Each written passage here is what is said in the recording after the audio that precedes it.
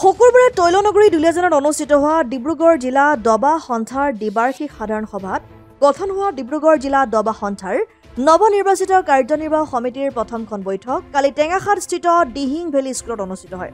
উক্ত সভাত ডিব্ৰুগড় জিলা দবা সন্থাৰ অন্তৰ্গত বিভিন্ন ঠাইত আঞ্চলিক সমিতি গঠন, ৰাজ্যিক সমিতিলৈ প্ৰতিনিধি প্ৰেৰণ, আন্তঃ জিলা দবা প্ৰতিযোগিতালৈ বাছনি হোৱা দবা খেলুৱৈসকলক প্ৰশিক্ষণৰ ব্যৱস্থা গ্ৰহণ, ছ'চাইটি ৰেজিষ্ট্ৰেশ্যনৰ বাবে 3জনীয়া সমিতি গঠন, এখন ডিব্ৰুগড় জিলা ভিত্তিত আন্তঃ বিদ্যালয় দবা প্ৰতিযোগিতা আৰু এখন আন্তঃৰাষ্ট্ৰীয় ৰেটিং টুৰ্ণামেণ্ট অনুষ্ঠিত কৰাৰ বাবে সিদ্ধান্ত গ্ৰহণ, লগতে গ্ৰুপ অনুযায়ী ধাৰাবাহিকভাৱে ডিব্ৰুগড় জিলাৰ বাছনি ঠাইত ডিব্ৰুগড় জিলা বাছনি প্ৰতিযোগিতা অনুষ্ঠিত কৰাৰ বাবে সিদ্ধান্ত গ্ৰহণকে মুখ্য কৰি দবা খেলৰ প্ৰচাৰ আৰু প্ৰসাৰৰ হকে কাম কৰাৰ বাবে কেইবাটাও গুৰুত্বপূৰ্ণ সিদ্ধান্ত গ্ৰহণ কৰা হয়।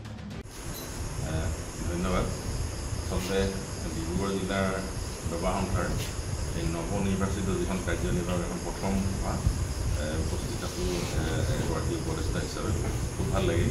বিশেষকৈ নতুন সমিতিখনৰ যিসকল সদস্য আছে সকলোৱে খুব উৎসাহেৰে আগবাঢ়ি আহিছে আৰু সকলোৰে মন্তব্যবোৰ শুনি ভাল লাগিছে। আৰু আশা কৰোঁ অনাগত দিনবোৰত এই সমিতিখনে ডিব্ৰুগড় জিলা দবাক এটা পৰ্যায়লৈ আগবঢ়াই লৈ যাব বুলি মই আশা কৰোঁ। ধন্যবাদ। আপুনি সভাখনৰ ওপৰত আপোনাৰ অভিমত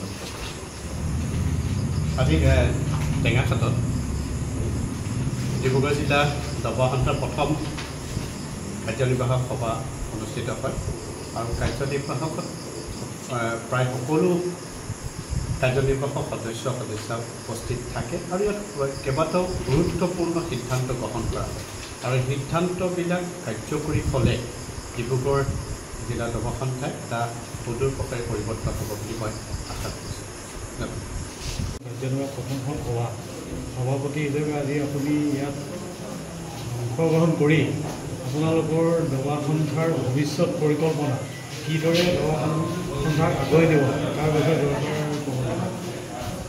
ডিব্ৰুগড় জিলা দবা সন্থাৰ নৱনিৰ্বাচিত সমিতিৰ প্ৰথমখন কাৰ্যনিৰ্বাহক বৈঠক আজি টেঙাখাটত অনুষ্ঠিত হোৱা এই কাৰ্যনিৰ্বাহক বৈঠকখন অতিকৈ গুৰুত্বপূৰ্ণ আৰু মহত্বপূৰ্ণ আছিল। আমি কেইবাটাও গুৰুত্বপূৰ্ণ বিষয়ত আমি সিদ্ধান্ত গ্ৰহণ কৰিছোঁ। ডিব্ৰুগড় জিলা দবা সন্থাৰ অন্তৰ্গত বিভিন্ন অঞ্চলত কেইবাটাও আঞ্চলিক কমিটি গঠন কৰা কথা কৈছোঁ। আমি ডিব্ৰুগড় জিলা দবা সন্থাৰ এই কাৰ্যনিৰ্বাহক সভাত ডিব্ৰুগড় জিলাত পৰৱৰ্তী সময়ত এখন বৃহৎ আৰু বহুত ডাঙৰ এখন প্ৰতিযোগিতা অনুষ্ঠিত কৰাৰ কথা চিন্তা কৰা হৈছে।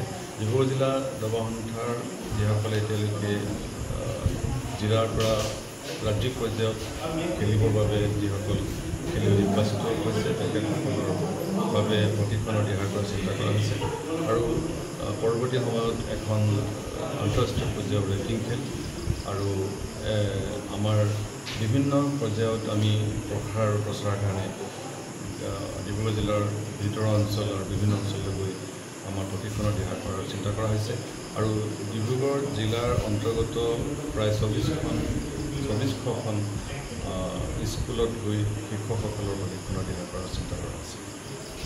এইখিনি আমাৰ পৰিকল্পনা আৰু পৰৱৰ্তী সময়ত আমি সকলোৰে আশা যে আমাৰ ডিব্ৰুগড় জিলা দবা সন্থাই এক বলিষ্ঠ পদক্ষেপ গ্ৰহণ কৰিব আৰু আমি সকলোৰে সহযোগিতা অতি আন্তৰিকতাৰে কামনা কৰিছোঁ।